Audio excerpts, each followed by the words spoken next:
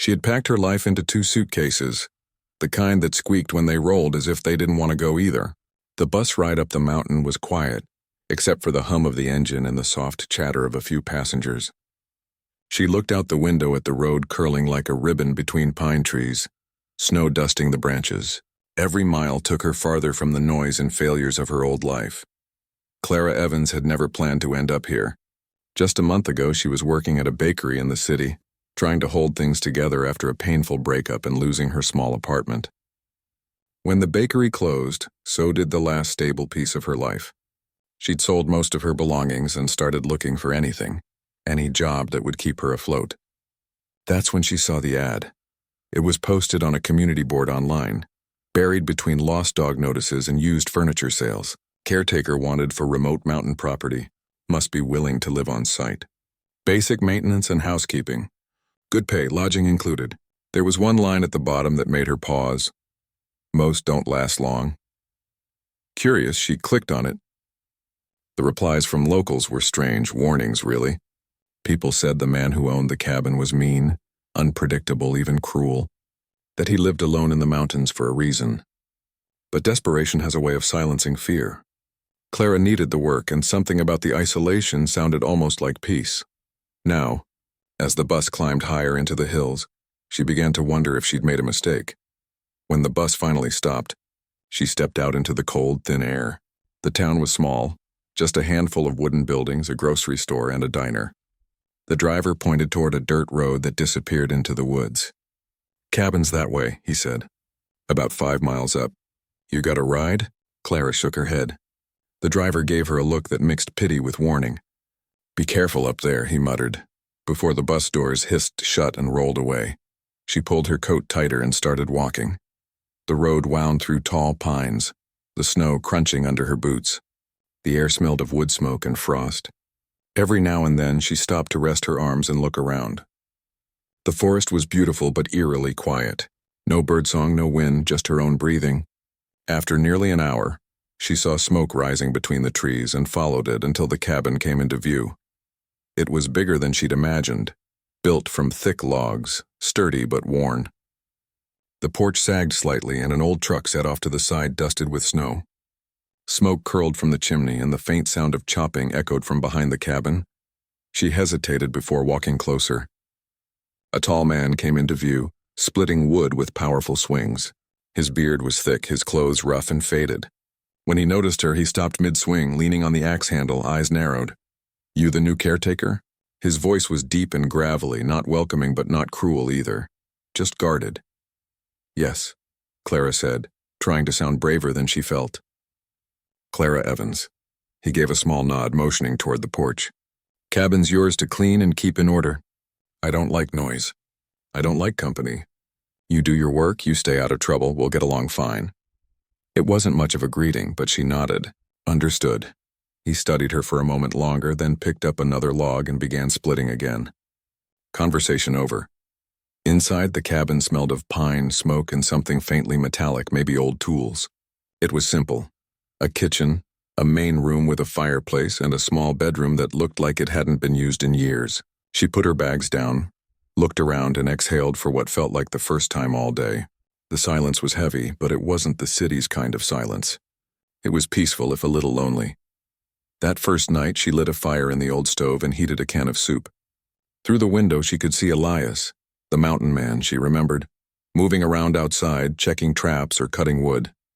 He didn't look like the monster the townspeople described. He looked like someone who'd spent too long alone. Days fell into a slow rhythm. Clara swept floors, scrubbed windows, fixed torn curtains, and learned to keep the fire steady through the night. Elias hardly spoke to her except for a few short instructions. "Water's from the pump. Keep the stove fed. Don't wander too far past the creek." He was rough in his tone, but never cruel. Still, she could feel his eyes on her sometimes, watching from a distance as if waiting for her to leave like all the others before her.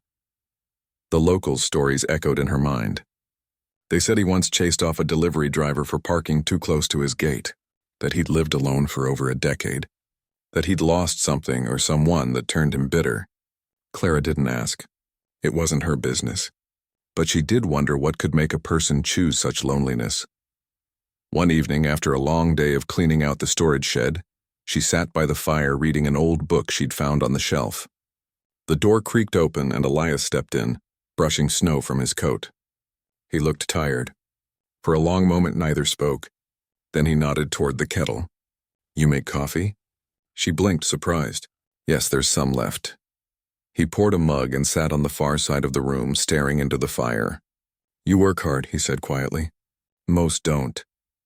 "Maybe they were scared of you," she said before she could stop herself. He glanced at her, one eyebrow raised. "And you're not?" Clara hesitated. "Maybe a little, but I've met worse." For the first time he almost smiled. "Fair enough." That small exchange cracked something open.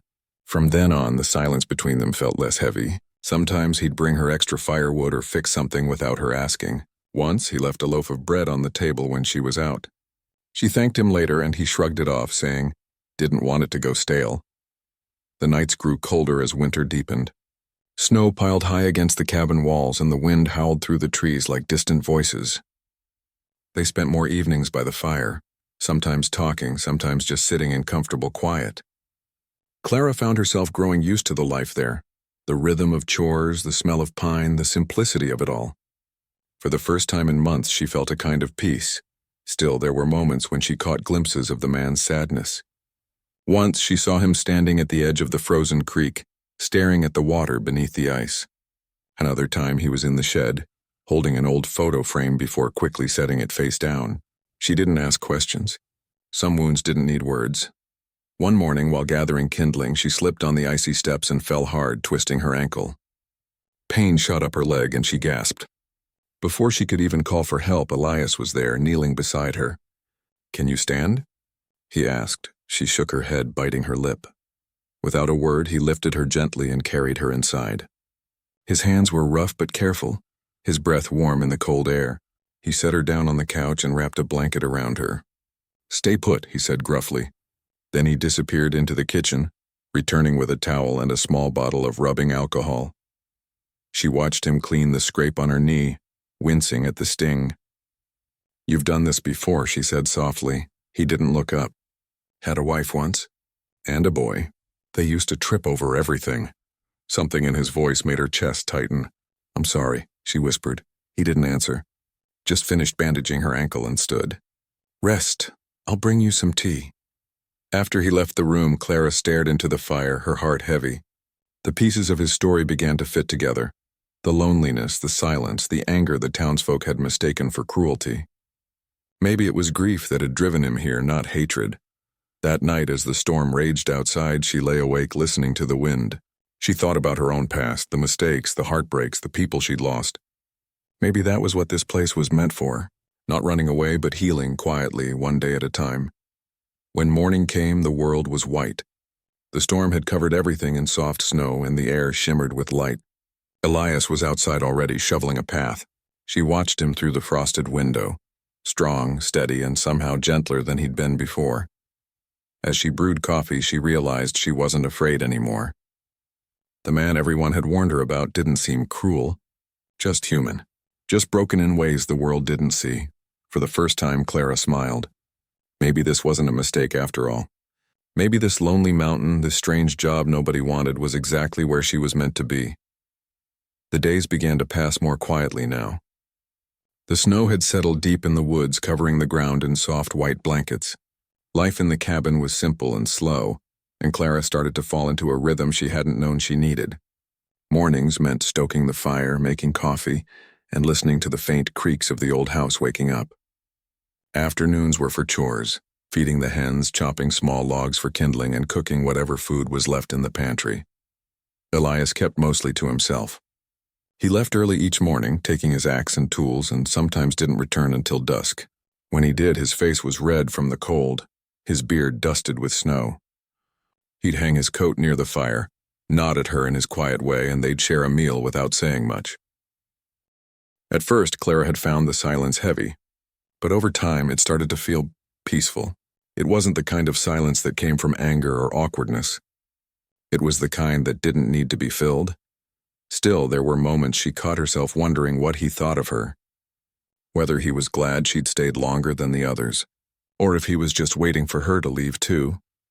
One evening, as the light faded behind the mountains, Clara was outside collecting firewood when she heard footsteps crunching through the snow. She turned to see Elias walking toward her with a lantern.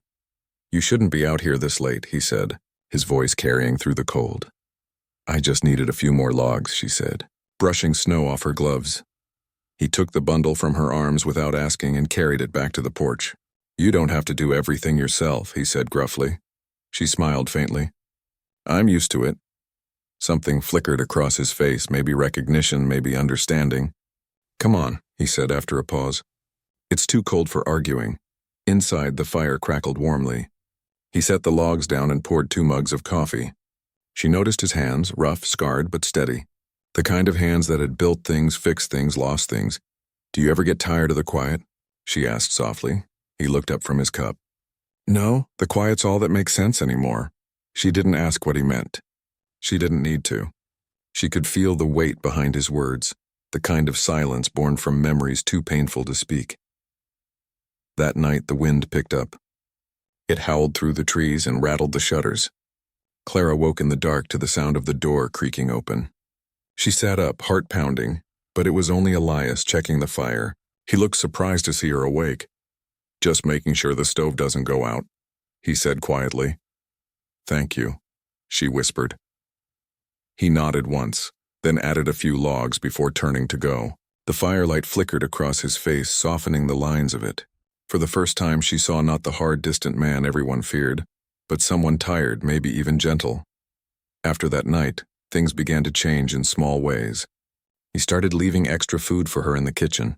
Fresh eggs, a jar of honey, once even a piece of pie from the town bakery. She returned the gesture by mending his torn gloves and cooking warm meals when he came in from the cold. Neither of them said much about it, but the kindness hung between them like invisible threads pulling them closer. One afternoon, as she was hanging laundry near the fire, she heard him working outside. The steady thud of his axe echoed through the trees. Without thinking, she bundled up and went out to help. "You don't have to do that," he said when she started stacking the logs. "I know," she said, "but it's faster with 2 people." He didn't argue, and for the next hour they worked side by side, saying little but moving in rhythm. When they finally stopped, he looked at her with something like quiet approval. "You're tougher than you look," he said. She smiled. "You're not as scary as people say." He gave a small huff of laughter. "That so?" "That's so," she said, and for the first time he actually laughed, a short, rough sound that warmed the cold air. That evening they shared stew by the fire, and he told her a story about the cabin. It had belonged to his grandfather, passed down through generations.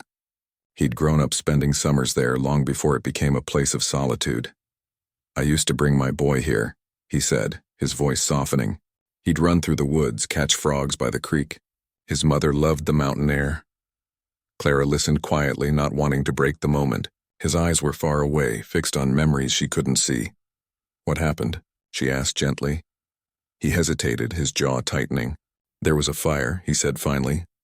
"They didn't make it out." The room felt smaller suddenly, the air heavier. Clara didn't speak. She just nodded, her chest aching. He didn't look at her, but his voice grew quieter. "After that, the town stopped coming around. Said I'd lost my mind. Maybe I did." She wanted to say something comforting, but there were no words that could touch a loss like that. So she did the only thing she could. She reached out and placed her hand over his. For a moment, he didn't move. Then slowly, his fingers curled around hers, and the silence between them felt different now.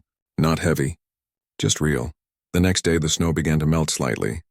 Water trickled down from the roof, and the sound of dripping filled the air. Clara spent the morning cleaning the kitchen and humming softly.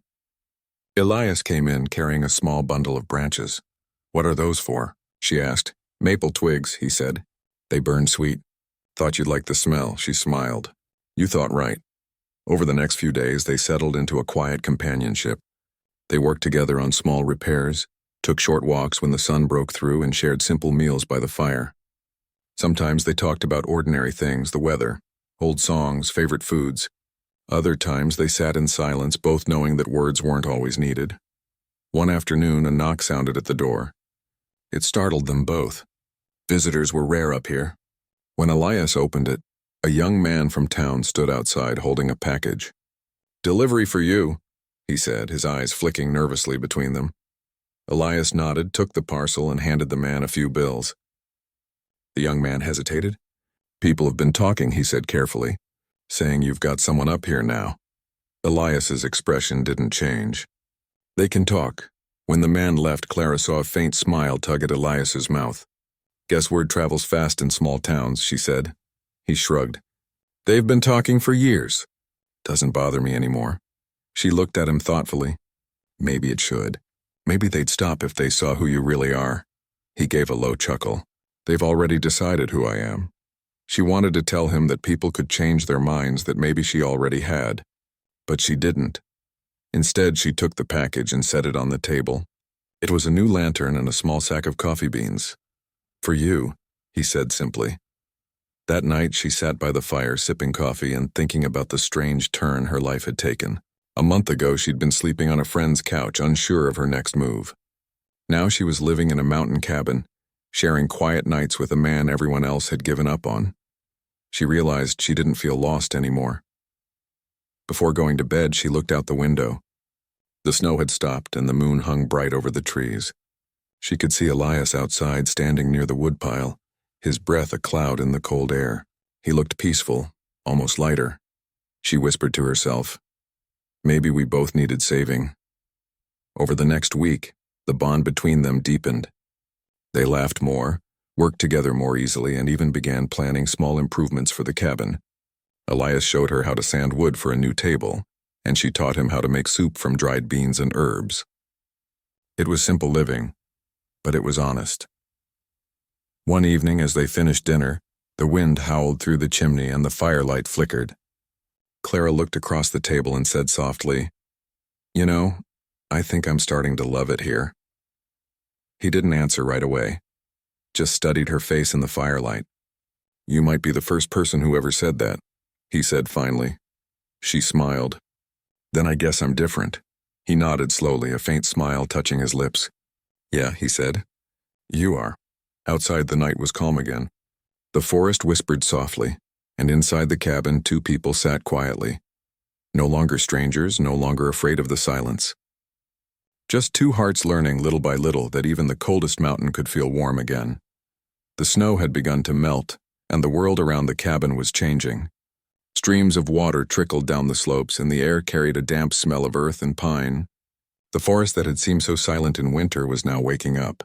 Birds called from the trees again, and tiny green shoots began pushing through the frozen ground. Clara noticed how different the mountain looked now. It wasn't just a lonely place anymore. It felt alive, like something inside it had softened with the coming of spring. Maybe she had too. Her days had grown lighter. She and Elias had fallen into a rhythm that felt almost like a quiet friendship. They worked together without much need for words, and sometimes when she caught his glance, she saw a warmth there that hadn't been before. He was still quiet, still rough around the edges, but something about him had changed. The walls he'd built seemed to be slowly crumbling. One morning, she stepped outside to hang blankets in the crisp air and found him working near the edge of the garden. He was fixing an old fence, hammer in hand, a cigarette dangling loosely from his lips. "Morning," she called out.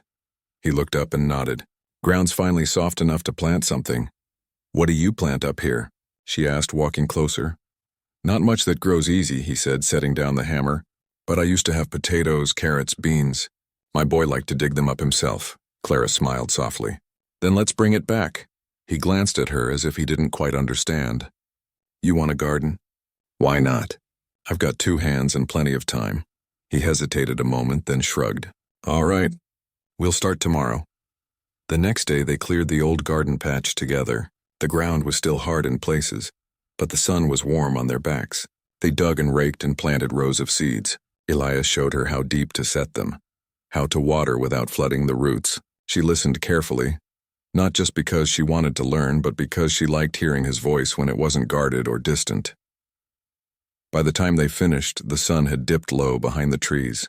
They sat on the porch, tired and muddy but smiling. For a long time, they didn't speak. The quiet between them wasn't awkward anymore. It felt natural.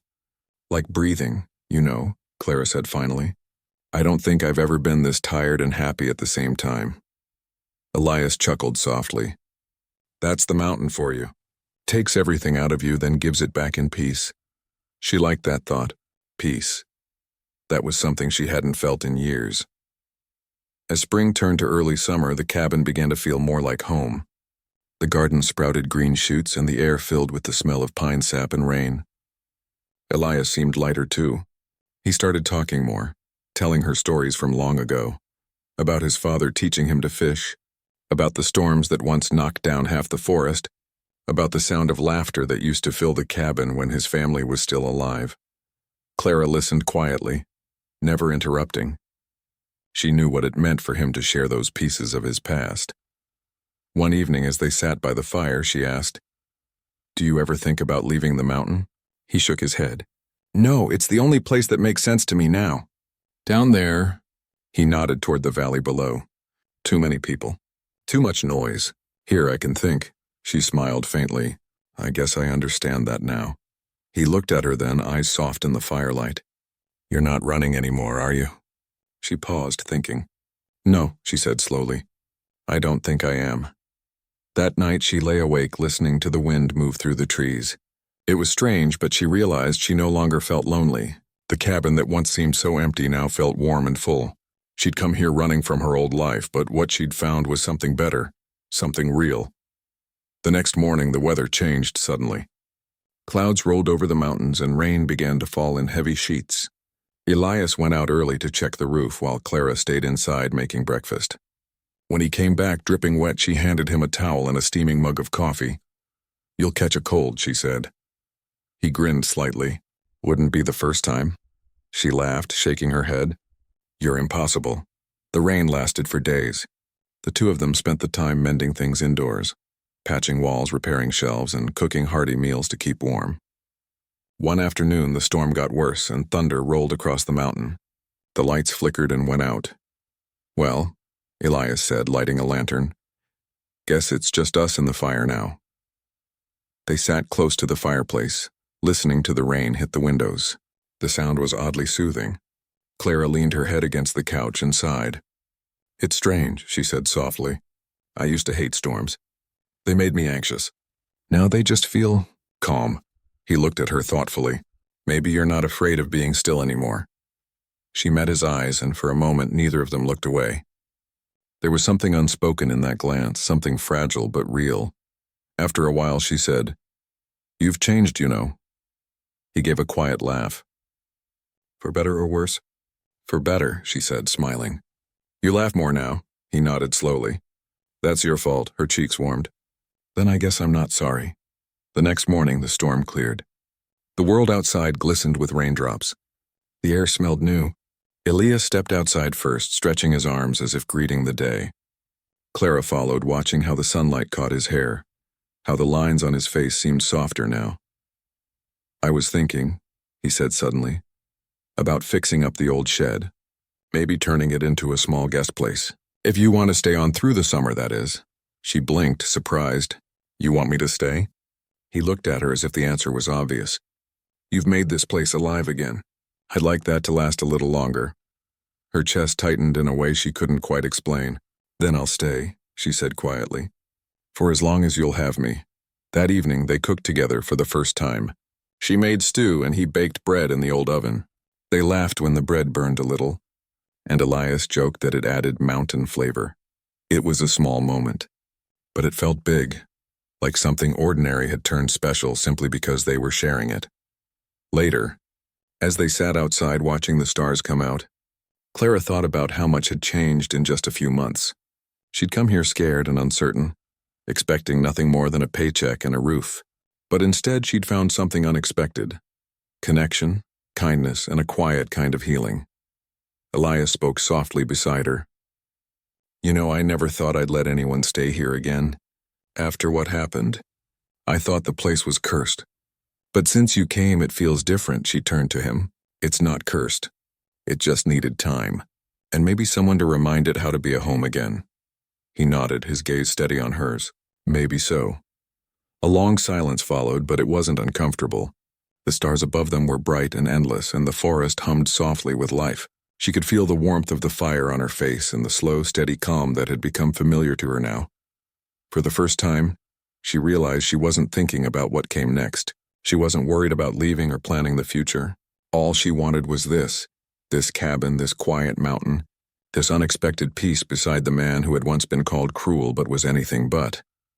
As the night deepened, she whispered, "Thank you." He turned to her, puzzled. "For what?" "For letting me stay. For being kind even when you didn't have to be." He looked at her for a long moment, then said softly, "You did the same for me." The wind rustled through the pines, and somewhere in the distance an owl called. They sat in silence listening to the night, and though neither said it out loud, they both knew something had changed between them. Not in a sudden, dramatic way, but slowly, like winter melting into spring. Clara looked up at the stars, smiling to herself. The job nobody wanted had become the best thing that had ever happened to her. And maybe, just maybe, it had saved them both. The mountain was at its most beautiful that summer. The garden bloomed with color. The air smelled of pine and wildflowers, and the sunlight danced through the trees in golden streaks. Life had settled into a peaceful rhythm that Clara had come to love. Each morning she woke to the sound of birds and the crackle of the fire Elias built before dawn. He was always up early, his quiet footsteps steady and sure, his voice soft when he greeted her with a simple morning. The cabin that had once felt cold and forgotten was now full of life. The window stayed open during the day, letting in the breeze. Fresh herbs hung drying by the window, and laughter sometimes filled the space where silence used to live.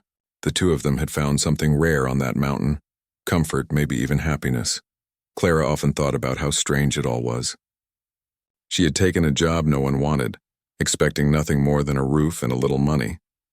Yet she had found peace, a friend, and something deeper that she couldn't quite name. One afternoon she decided to go into town for supplies. It had been weeks since her last visit, and she wanted to restock flour, sugar, and coffee. Elias offered to drive her in his old truck. The road was rough, but the ride felt easy. The trees passed by in a blur of green and gold, and the sunlight filtered through the windshield. When they arrived, people turned to look. It wasn't often Elias came to town. Clara could feel their stares, curious and cautious, as if they were watching a ghost. Some whispered. A few nodded politely, others didn't bother. They walked into the small grocery store, and the old woman behind the counter gave Clara a warm smile, but her eyes flicked nervously toward Elias. "Haven't seen you down here in a while," she said. "Needed supplies," he replied simply. Clara picked up what they needed and paid at the counter. As they turned to leave, she heard two men near the door whispering. "Didn't think anyone would last up there with him," one said. "Must be crazy or desperate," the other replied with a quiet laugh. Clara's chest tightened, but she kept walking. Outside, she turned to Elias, ready to say something, but he just looked at her calmly. "Don't worry about them," he said.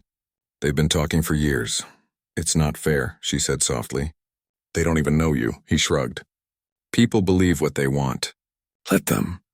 Still, the words stayed with her as they drove back up the mountain. She couldn't understand how people could hold on to so much bitterness for so long. Elias had been kind to her, patient even, and she saw none of the cruelty people spoke of. Maybe it was easier for them to believe the stories than the truth. When they got home, the mountain air felt different, calmer, cleaner. She stood outside for a while, breathing it in, letting the noise of town fade from her mind. Elias unloaded the truck, and when he saw her standing still, he said quietly, "You can't change what people think, Clara, but you can choose what you listen to." She smiled faintly. "Then I'll listen to this," she said, pointing toward the forest. "The quiet. The wind, you." He looked at her, surprised, and then nodded slowly.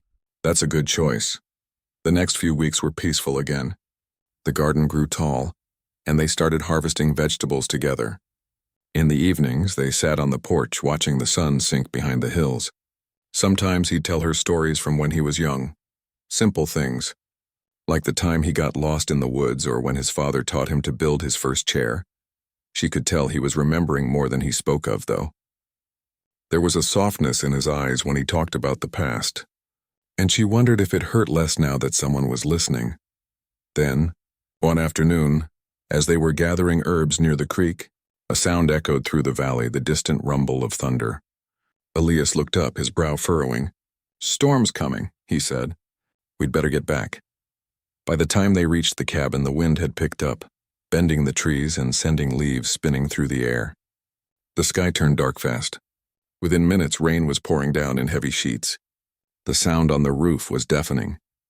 They hurried to shut the windows and secure the shutters. Lightning flashed across the sky and thunder rolled so close it shook the walls. It wasn't just any storm. It was the kind that could tear through the mountains if it lasted too long. Clara stood by the window, watching the rain pour through the trees. "It's beautiful," she whispered. Elias joined her, his face serious. "Beautiful and dangerous. The creek will rise if this keeps up." They waited, listening to the storm.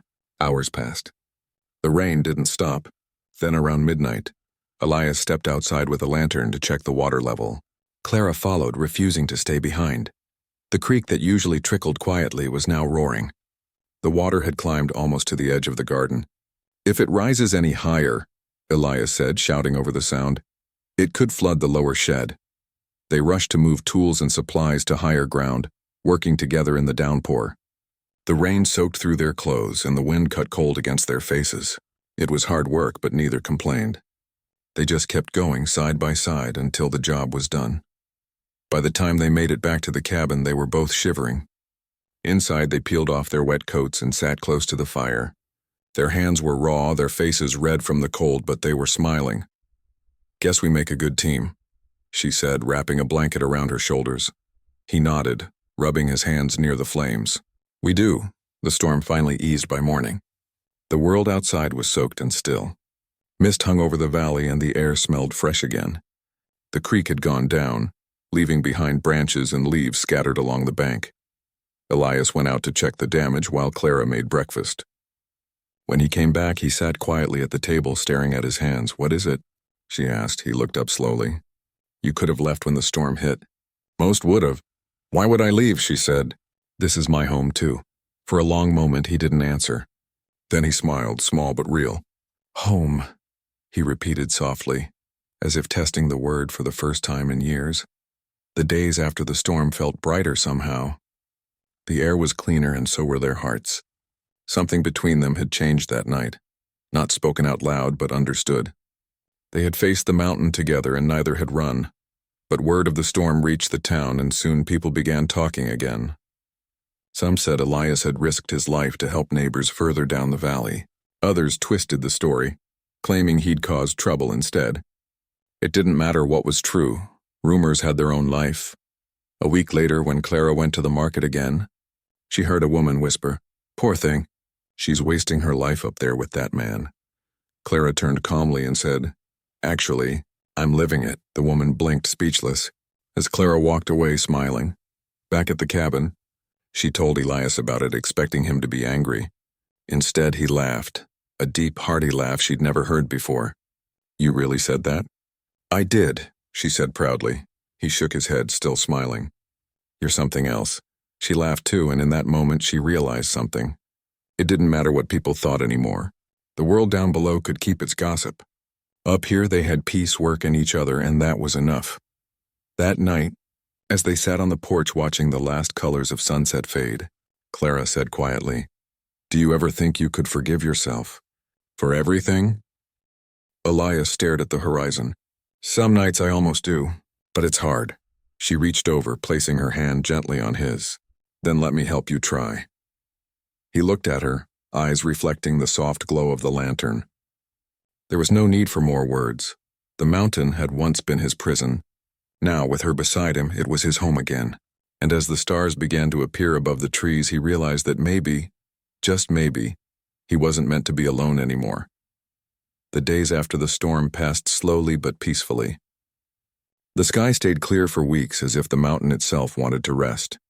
The trees glistened with sunlight and the air carried a gentle sweetness that made everything feel new. The cabin stood firm, though a few shingles had blown loose and the old fence by the creek leaned slightly from the flood.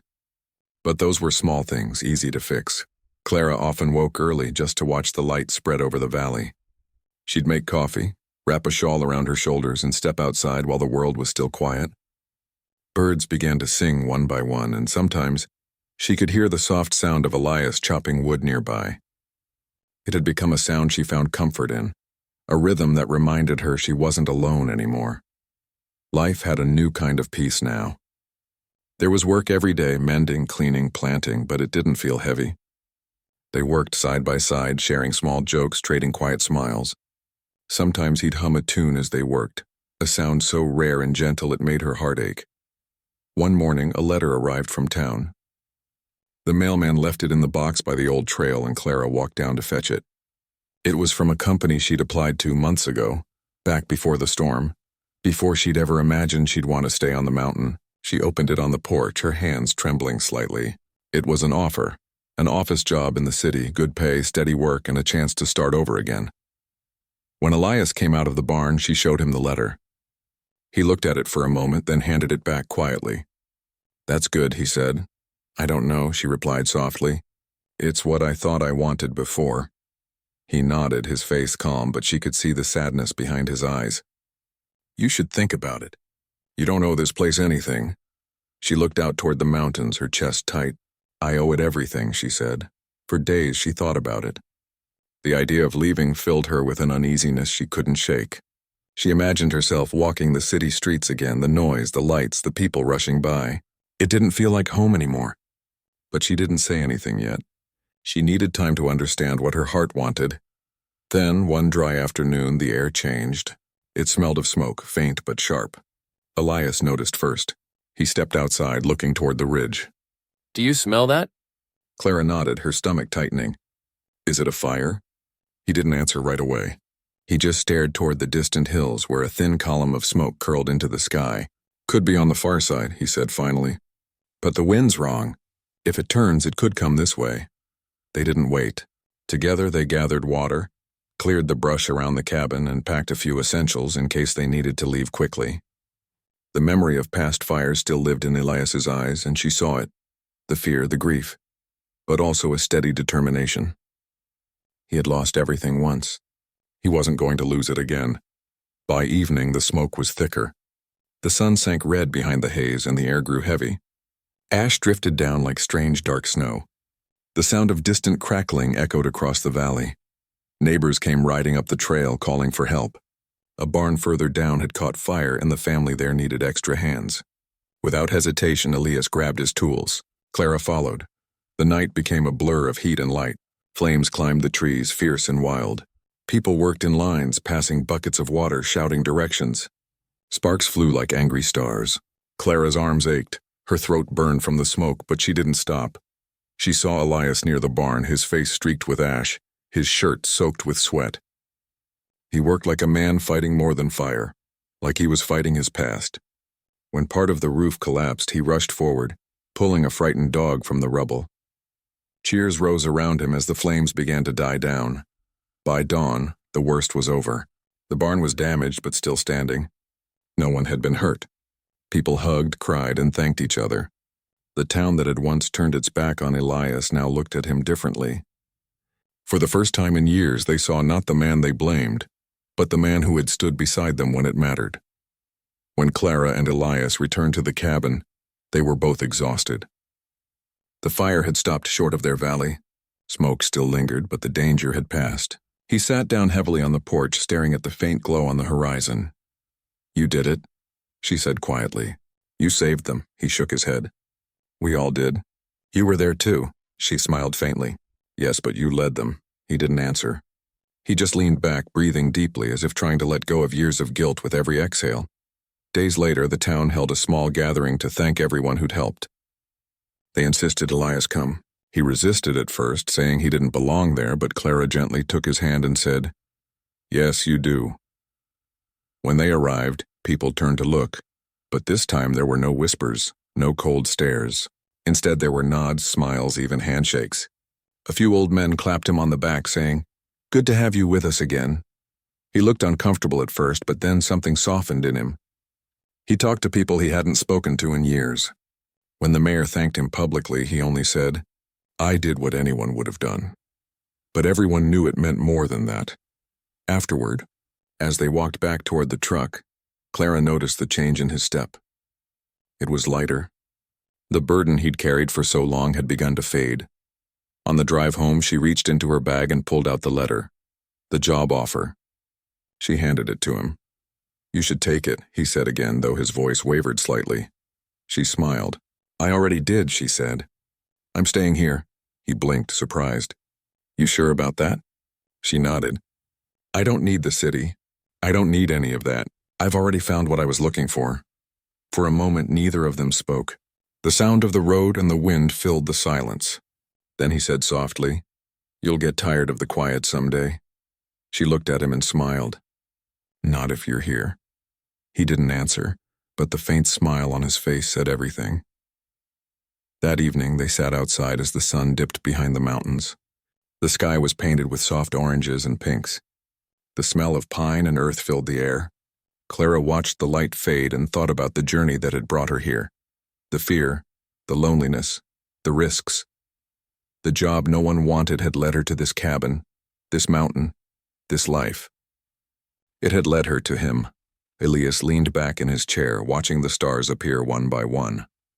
Never thought I'd see the sky this way again, he said quietly. She turned toward him. How's that? Peaceful, he said. Like it forgave me. She reached over and placed her hand on his. Maybe it was waiting for you to forgive yourself first. He looked at her, eyes glinting in the firelight, and smiled. Maybe. The months that followed were gentle ones. The garden grew again, stronger than ever. New wildflowers sprouted near the path, and the cabin filled with small signs of life. A new chair he built, jars of jam she made. Laughter that came easily now. Sometimes visitors came by. Neighbors. Travelers passing through. And Elias would greet them kindly, offering coffee or a story. The cruel mountain man they once whispered about was gone.